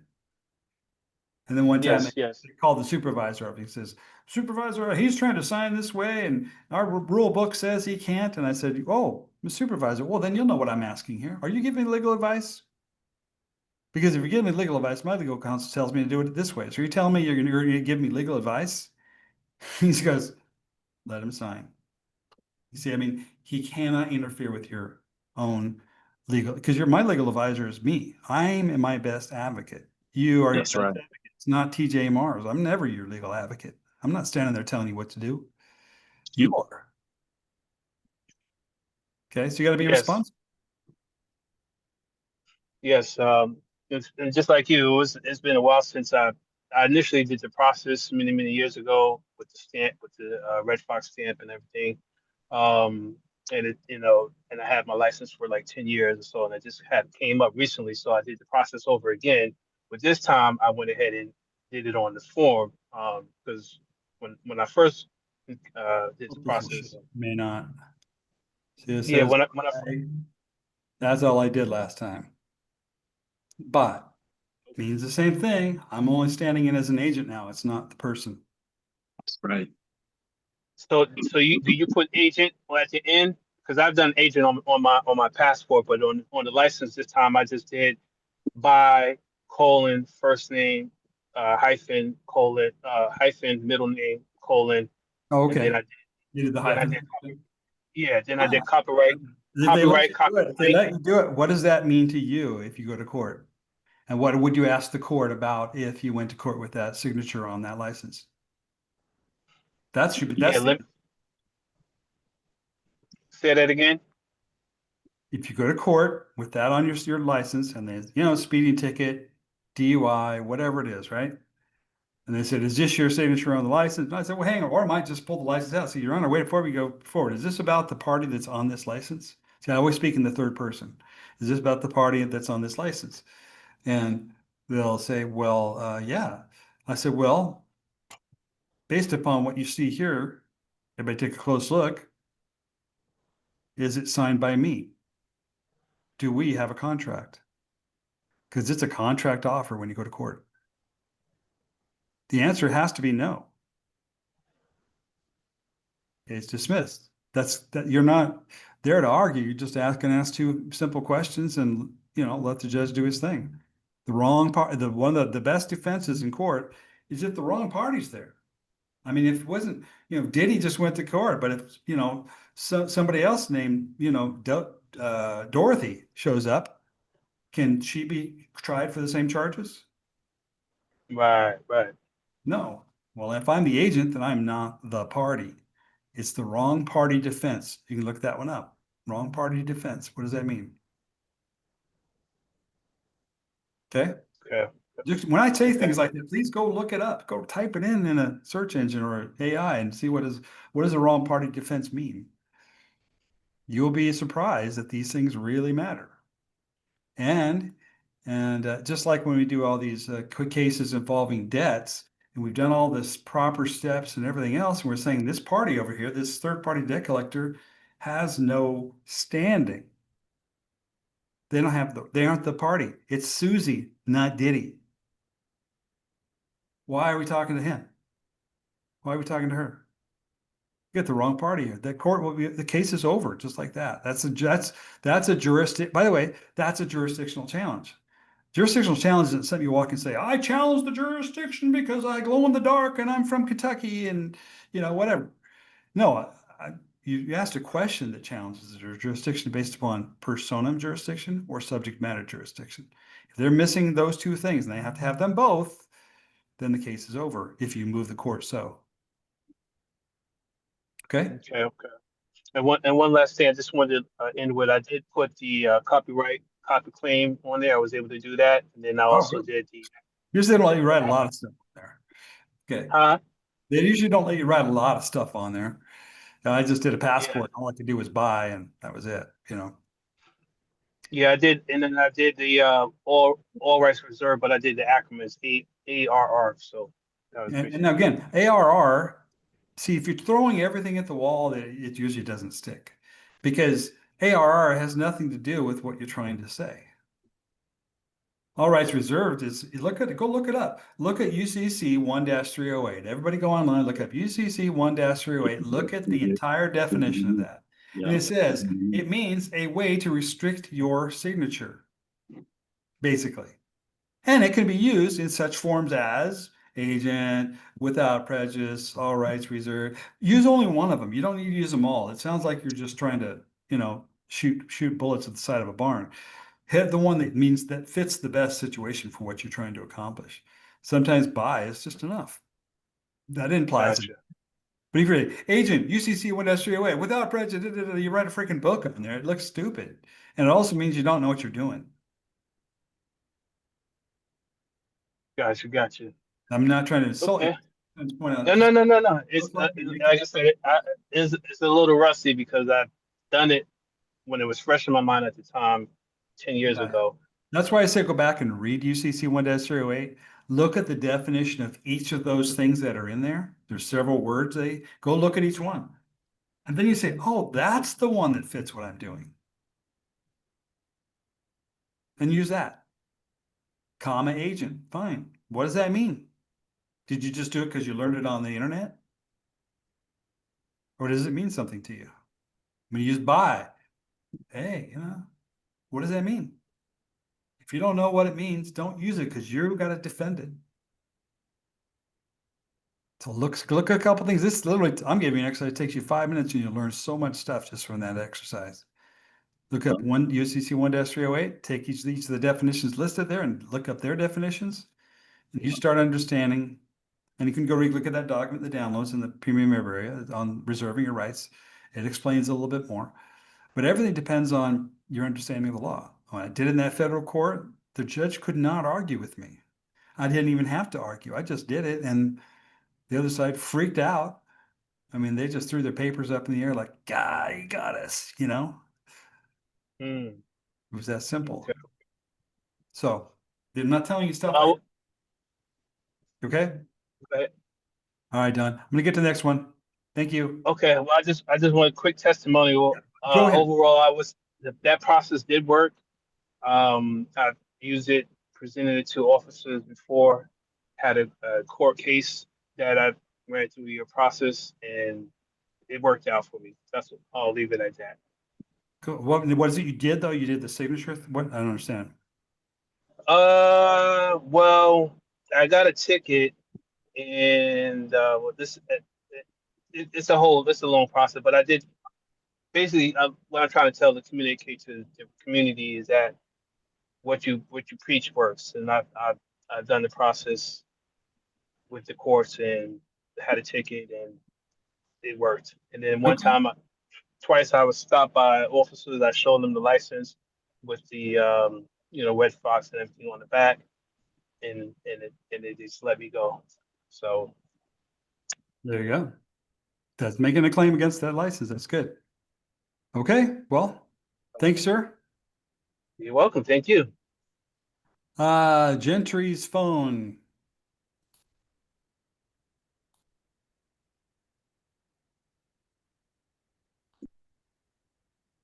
I'm trying to unmute there, Gentry. There we go. Can you hear me? Yep. All right, thank you. I just recently bought your premium package. I just had two questions. I was looking over the surety and segregation laws. I know that you said that you need to call the clerk and apply in surety. Is it okay if I send a letter to do it instead of calling up there and applying surety? Because it just seems like, I mean, I guess the letter would be, a little bit more formal, so they say that they didn't get it or not, but it just seemed like calling would just be. Well, I don't know what you're actually talking about trying to actually do in this environment, but you can always do a letter or something like that. It depends on what you're trying to actually accomplish. What do you want? How do you expect them to respond, and how are you going to address that response? I was using the segregation laws in a child support order. Okay, child support kids. Okay, there we go. Back to the foundation. All right. Well, what is it you want to accomplish? I want them to discharge the debt. Discharge the debt. Yeah, the previous debt, or what's securing. All right, and you think that they'll just discharge it, pay it for you? Well, I mean, based off of the writings, I guess that's what I was assuming that was going to happen once I contacted the court and let them know that I'm expressing suretyship into the surety that they have. Well, as long as whatever you're throwing at them will actually produce the dollars, the revenue, the Federal Reserve notes to pay for the order. Because remember, you're in this situation not because you're going to court right now. You're in this situation because you got married, or they determine that you're the responsible parent, which is a legal term, to pay that. Correct? And there's a judgment now. Right. That's it, right? Right. So now they're going to collect on that judgment. As long as you're sure whatever process you're doing, and I'm not endorsing it one way or the other, is that it will surely provide the assets to settle that account, then don't just assume it because it sounds like it might apply, because it might not. When there's a victim involved, in this case, there's a child involved, there's got to be a remedy for them. Whereas if it's a simple thing like a ticket or, I mean, I consider DUI dangerous. I don't like those, but simply something that's a fairly harmless situation, harmless type crime, those kind of things, it's easy to get those discharged because there's no value to it. Whereas when there's a child and a judgment, everybody's already agreed. You're under a contract now. Second, you said your name in court, the person's name. They got jurisdiction over the person. So just be careful, because the judge might not look very favorable on. So if you're going to use that approach, don't expect a piece of paper to do it. It's going to be a process. You're going to have to defend it. Okay. Okay. At the end of the day, that kid's got to get fed, right? If that's not happening, the judge is not going to side with anybody. You know, not going to side with the person not under the contract to not perform. It's all commercial. Okay. Is there an easier way like to get to your premium? Like I'm a member, but I don't know how to get to like the other writings or other things that you have in your Well, library. it depends on if you're talking about the premium member level. You're not at the premium member level. Is that what you're saying? No, yeah, I am. You are. Okay, then you have access to everything there on that page. Then there's the other upgrade options, which are on, go to the join page, url.org/join. And we'll just look at the menus. There's a upgrade, page, same thing. That'll tell you the different types of memberships we have. Mostly above premium membership is the delete debt course, the tax and trust course, or the combo of those two. So that's all there on that page. All right. All right. Go check it out. Ask me if you have, let me know if you have any questions on that. Okay. If you're serious, anybody's considering seriously doing one of those programs, the combo course or above, if you need a one-on-one consult, I will arrange that with you very briefly, just to answer a few questions after you've reviewed it and you ask specific questions about what you see on that page. Okay. All right. Next one is Kevin Trimmer. Kevin.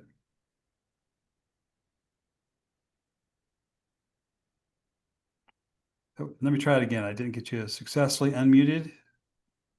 There we Hello. go. Yeah, there you go. That's working now. Hey, TJ, it's been a long time since I seen you, man. Where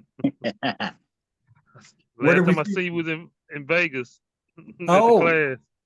Man, Yeah, I've done the Vegas class in quite a while. That's wow. Okay. yeah.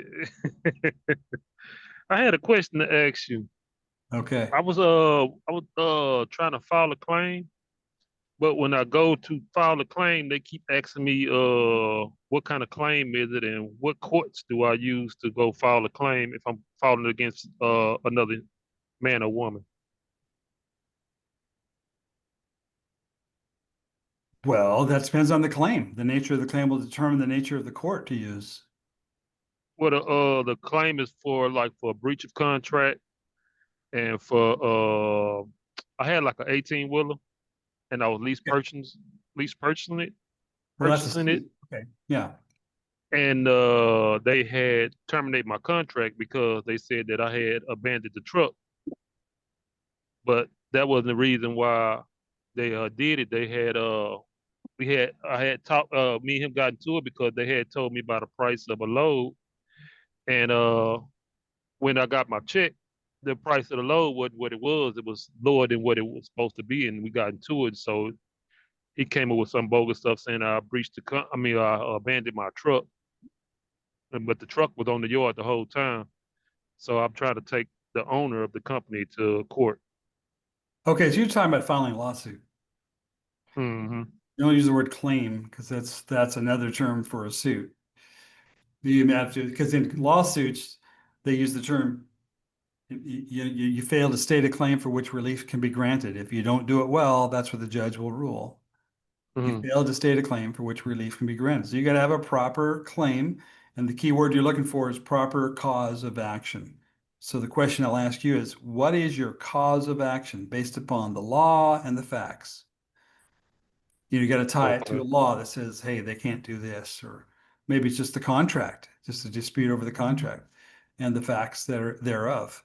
So if you're going to file a suit, this is where I always recommend go grab this other course, the How to Win in Court Without a Lawyer course, and study that, because it'll tell you how to write a cause of action. And we won't get into those kind of deep, we don't do a lot of how to sue things in our own course material directly, but still some of the rules still apply. But that will teach you how to file the suit. And but before you file the suit, what do I say about Matthew 18, verse 15, 16, and 17? Matthew 18, verse 15, go, if you got a dispute with your brother, go try to work it out. Mm. Well, I wrote a letter to him and everything. That has nothing to do And with court. That has to do within the kingdom. That has nothing to do, that has nothing to do with court. I'm not, you're right. Of You're course. absolutely right. I'm telling what you do before you go to court. That establishes a record. That's why we use that. You don't use it in court. No. Excuse me, But the brother. judge will use it. He'll say, you need to go back over here and talk about it first. He uses that process over and over again. Happens all the time. See it every day. Just that's the context. I try to get you to understand that that's why they use that system. It's very, very good for getting due process. So, yeah, you sent him a letter. Have you talked to anybody? yeah, I had talked to him. I sent him a letter, asking him, I asked him to try to make it right. I forgot the words I used though. I used through the Black Law Dictionary some words that we use. And when I sent it, he never responded back. I gave him like 15 days to respond back. He never responded. And they just You've done your first step. Did you do a follow-up letter? no, I haven't done that yet. Okay, just say, hey, look, hey, maybe you missed this. Maybe you need to just maybe you didn't catch this. Just want to make sure you got this. What you're doing is building a record because you can't go to court until you build a record. That's why you do this process. The record starts to establish the second witness, which is verse 16. You try to build a case for, that's what your documentation, that's what the certified mail indicates. And then when you get to the point where they're not going to respond, they're not cooperating, they won't talk to you, then sometimes people will just even use an attorney to intervene to get a discussion going. That's also part of that second witness process. Then if they won't cooperate and they're basically ignoring you and you feel you've got a valid claim based upon facts and evidence you can present in court, because that's all courts will hear. They won't hear sovereign arguments. They'll hear the argument for the facts and the law. If you've got a case, then pursue it. That's what I tell people. Don't jump into all this other crazy stuff. If you've got a case, fact law based case, use that. That's what these courts do. Let them do their thing. You're taking a chance either way, but you take more of a chance if you haven't given some due process first. That's why I say that process works, because it'll show your weakness before you ever get in there. Okay. So if you have a real claim and you say, hey, this guy outright did me wrong. We had a contract. It said this, and here's this clause, so and forth says that. I have given an example. I had a situation recently in business where someone was contacting me to get paid. But I had paid another party who was supposed to pay that. And that party actually had the contract with him, not me. I didn't even have a contract with him. So I pointed out, I said, well, first of all, your contract was with him. Number one. Number two, I gave him the money. He claims he paid you, and I got proof of that. You think that guy would have any case against me in court? Because I got evidence. That's what I'm talking about. You establish the evidence, you establish a process, you establish a record, and hopefully you never go there, because this keeper will never want to go to court because I got that evidence. So if you've got a good evidence and a good case, maybe some witnesses to some things that have happened, whatever, build a cause of action. That's how you win cases in court. But you don't have to you never want to play. If you want to go after something, you're going on offense. Most of the techniques you hear on the internet, all these glow in the dark techniques, are for defense situations. This is when you want to pursue a claim. Well, then you better have a valid claim that the court will not just throw out because you're just making a frivolous claim. That's why they call it frivolous. That's why they call it a failure to state a claim for which relief can be granted. You don't actually have a valid claim. So you want to have a claim for which relief can be granted and be able to stand on that. That course I'm giving you actually teaches you how to do that. And it's not on the course. Couple of days you can learn a lot of that. Yeah. And is it in this group right here? Or what? I mean, on the membership. That's a separate third-party course that we recommend people. It's called urlaw.org/JD. urlaw.org/JD. Just add /JD. It'll redirect you over to their website where they sell that course. We've been marketing partners with them for, 15 years. I refer people to that course for certain things, especially if you're going to do a conventional in-court suit. Don't go saying, I'm filing a claim. That's not going to win a suit. The court's going to say, you don't know what you're talking about. They won't hear it. They will Okay. hear. They're like robots. When you show them that you understand the little bit of language and some procedures, they're fine. Yeah, because it's been a while since I filed a claim on someone, and we went to federal court all the way. We got all the way there, but we didn't. We got there, but we didn't win. So I mean, but we tried. Why do you think you didn't win? Your claim? What did the judge actually end the case by saying? I'm curious. It's been so long. It's been over like almost 5 to 7 years. Did you say you failed to state a claim for which relief can be granted somewhere in there? If you use those words? No, I don't think we had enough evidence. Okay, there you go. That's good. That's called a valid cause of action supported by evidence. If you don't have that, don't go in there. Yeah, that's what it was. But we had a good argument, but when it come down to all the evidence, we still was missing some. So they kind of threw it out. Yeah, we that's got why a I chance to said show them that you have to have a solid wasn't- case. You're going to go in there. Mhm. Yeah.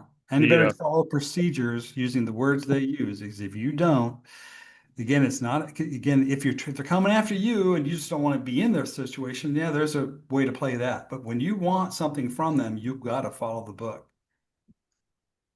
You got to Well, we was invoke using- jurisdiction.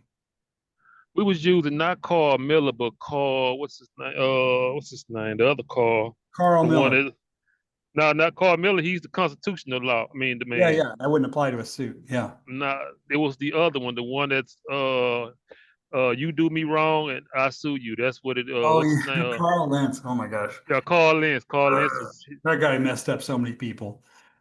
But I have I won a man, couple you of. Buffalo, that woman, no claim. I'm like, oh, come on. I talk like I didn't want a couple of with some of the stuff that he said though, like simple evictions stuff like and that. stuff like that. Just generally, that's if you're in a defendant situation, it's different. Mhm. Like I said, you use some of those kind of things if you're in a defendant situation. Now I'll tell you Yeah, what, if there's a dead person laying on the street somewhere, they don't care about that. Yeah. They're coming after Diddy because there's victims all over the place. We did terrible things too. He's not getting away with anything. And I don't want him to. See what I'm saying? Well, he I don't want my walking daughter now. meeting that guy. He's walking now. He's only got what 2 accounts now out of 5. He's going to prison for a long time is what he's going. I don't think he's gonna go. I don't think he's gonna go. I think he's Oh, gonna yeah. get cop probation or something like that there and walk. Not even close. Not for those charges.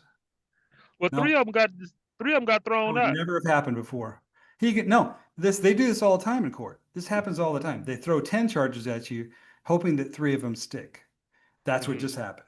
3. Oh yeah, Yeah, for a good 30 years. That's enough. yeah. He be gone for a minute on 30 years. Yeah, listen, you didn't get away with anything. It's a process. Court is a process of elimination. That's why they overcharge everything. Yeah. He's not getting away with anything. And like I said, I don't want my daughter meeting that guy. Do you? Nah. care Daughter, what you mother, think. sister, nobody.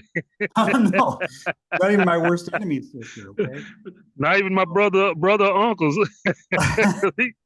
he go after all of them. And the one you don't like, right? Yeah. I Yep. got it. But So man, anyway, it's nice. that's my take on what you just said. So you need to learn some technique. Make sure you got the proper cause of action. There's your key term. If you don't establish that, don't go in there with that. Well, Got it? I'm so good. I'm so glad I got a chance to talk to you, man. It's been a while, man. I've been following you ever Yeah. since you started this, man. So Yeah. it, Been a while. That's a while back. yeah, it's been a I was while, like dating teenage girls back then. I was young. Yeah. But Yeah, I was we had some fun out there. Okay. Mhm. No, that was not that long ago. Yeah. Or It's 10 been years ago. almost about 10, 13, 14 years ago. Probably. Yeah, I'm trying to remember when Jack Smith was going to be there, and I had a bunch of different people there too with me. Most of those guys, the ironic thing, most of the guys that were in that circle at that time have died. It's really weird. Like I'm the last Wow. guy standing. Yeah, I was with my buddy Kenny Upchurch, Mm-hmm. and me and him were both together because he the one that turned me on to you. I come with him, and he's a real big fan of yours. That's great. Hmm. I'm still his his whatever. Hey, that's time I get to another caller. Anything else, Kevin? Nah, that's it, man. I appreciate the information, man. You bet. All right. You're on the right track now. Okay. All right, Russell. Sir, I had actually a simple question about nonprofits, okay? I'm having a hard time hearing you a little bit, so if you go on a phone or a speakerphone or anything like that, get closer to the mic for me. Okay, how's this? Any better? Keep talking, I'll tell you. I can't really didn't hear enough to tell you. How would a trust work for a nonprofit for doing charity work? Okay.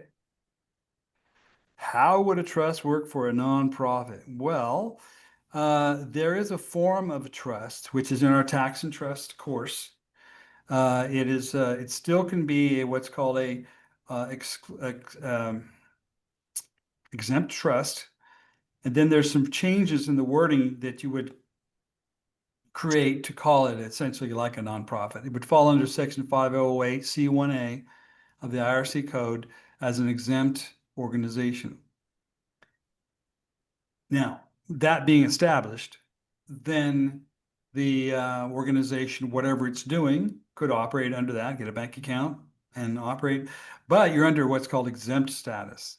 And can, take my word for it. Go look up the word exempt and look up the code and see that the word is there. So don't take my word for it. So then you could operate under that entity, like a business almost. A nonprofit organization is a nonprofit business. Now, in some states, if you want to do any much interaction with the public, you still have to. This is one of the exceptions to the trust. In this case, you might have to register it with the state, not as a corporation, but as simply a nonprofit entity. Okay, whatever the state rules are on that, because they vary from state to state. Some states don't do it, some won't do it. I don't know. I've just heard that. And again, what is this? What is this nonprofit being set up to do? I'm asking you that. Oh, you got muted somehow.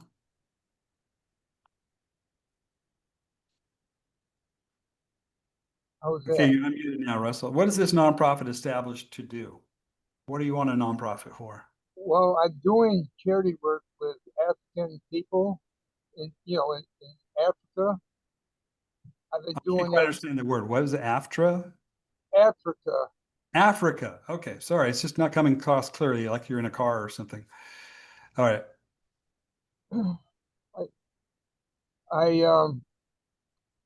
I've been doing this charity work for about 20 years actually, but I'm having a lot of trouble with banks because they think there's a lot of money laundering going on. So that's why I want to do this, to be recognized officially. Well, I mean, there's nothing wrong. If you just want to be a regular 501c3 corporation, you can do all that. But there's a whole lot of rules and regulations that go with that with the state. You'd file the corporation, register it, yada, yada, yada. Then there's a whole lot of annual filing and document requirements, a lot of reporting to the IRS you got to do. The 508 method we use is it's already exempt by its very legal structure and status. But if you do a lot of interaction with the public, then there's a few other things you might have to do along the way. But that has to do with some structuring of entities and things like that, and what your operation really is engaged in. Yeah, no, this would be like a single owner, whereas corporations generally require like a board of directors. Is that correct? Yeah. Okay. Well, that's how I do it. I'd get one of these a trust established, declare it under what's called a convention. That's taught in the course with all that means, and then go get a bank account and just do your thing. You know, if you're not asking for benefits like grants and loans, things like that, then you really probably don't have to register it in that case. I can't tell you state by state how they might treat it, but generally that's how it works. And Now, that's what how kind you of get organized. what kind of trust did you say that was? Well, it's a form of a irrevocable trust that by its nature and declaration is actually it's operating under the laws of Jesus Christ. That's how we claim it, because it's basically on that common law, if you will. And it's allowed for in the law as an exempt organization. So that organization is written up, trustees created. You got to have beneficiaries who are not you, so that there's actually a proper trust formed, because a trust cannot exist if all the three parties are the same. Then once you establish that basic rule, then we show you how to roll that out and do that. Okay. It's not a simple question, though. I mean, there's a lot to it. That's why we have a course on it. Now, would I be correct in assuming that this trust can own property? Like if I wanted to donate my property to it, that wouldn't be a problem? You can donate it, you can grant it, or you can exchange it. What's the difference between donating and granting? Well, legal differences are, look at the definitions. Go look that up yourself. But I don't answer definitions for people. I like the school teacher, go look it up. But in a trust, you initially, most people, they create the trust. I have you create first. Well, in most trusts, you might have to end up with two entities here, by the way. So one is what I call the name trust, which is what I used for just my alter ego name. I got a Theron J. Mars trust, and there's Theron J. Mars. Which one am I today? Well, that depends on what capacity I'm standing in. So I also want to be using that trust whenever possible, because they don't have jurisdiction over it. Then there's the entity, like your ministry that you're creating, which our ministry operates under one. It's similar to what we're talking about. It has its own name, its own bank account. I could, if it's a trust that I created, I can be the grantor. Grantor means I grant property and assets to the trust at the beginning. Then later, you don't really do a donation you could donate if you want to this other type of trust, but you wouldn't do so to a personal trust. You just grant property in, because that's what a grantor is in a trust. Then at least it's out of your name for liability purposes. Okay. Where's my where's Somebody else. Nobody was unmuted there for a second. I think they got caught themselves before I did. where's my task view? Okay. There we go. Rick is unmuted. There we go. He's muted now. All right. So I should be able to do pretty much the same thing with a trust of this sort as I could with a nonprofit corporation. Well, again, you can go with a nonprofit corporation. Just understand it's significantly more complex than a simple trust that is declared to be a private ministry would be. So again, that's what we teach in the course, is the kind of the differences and help you understand which way you want to go with that. Okay, well, I don't need complexity, because it's just me. I don't have I can say you can trust this, that the cost to get in the combo course for $2,500 or so is way less than it'll cost you to set up a nonprofit organization, and way simpler to run and way easier to understand, and has a lot more information about how to make sure you maintain all your tax benefits, whether it's a donation or not. Okay. I appreciate your answers, okay? You bet. Thank you. Thank you. Good to have you on board. Good luck. Let me know if we can help you. Okay. All right. Again, if you guys do have a specifically consider one of those programs, and you really got to ask some questions first, specifically to that particular program, you can email me, and I'll try to do a consult fairly quick, because I get a lot of requests, so I have to make them to the point. So make sure you're actually looking at which option you want, and you're specific about what you're looking for. Then I'll be happy to answer questions about that. Also, when you do the private coaching option, which is the the full deal where there's an additional add-on for the private coaching, that's basically going to get a much more much more of a somewhat limited, but much more broad access directly to me to walk you through some of the steps. You may not need all that for some situations, but if you want an ongoing support because you got a kind of a complex situation, or you want to be able to ask somebody, how do I transfer property in, you want to ask me individually, then that's the private coaching add-on options. But a lot of people don't need that. A lot of people do well with just the combo package. So I don't have anybody else with their hands raised at the moment, which means, based upon my time, we are at our time. So I think that's about it for this session. I hope you all have a really good and safe 4th of July. Try to celebrate it what it means. You might be angry and upset about sometimes the political situation in the country, but remember fundamentally what we tried to accomplish. It was a step in the right direction, but guys, the ultimate independence comes right here. How you think. What they told Neo in the Matrix, first you must free your mind to be free from the Matrix. That's the first step. Knowledge is the key. We perish for a lack of knowledge because that's what happens. Now, hopefully today you've raised your level of consciousness a little bit, and we can help take you to the next level, and you'll be able to make some better decisions going down the road and improve your life and come back later and say, hey, that really helped me. That's all I really want to see and hear. So with that being said, I appreciate you all being here. Appreciate you all as members. Contact us if you have questions, and we'll catch you very soon.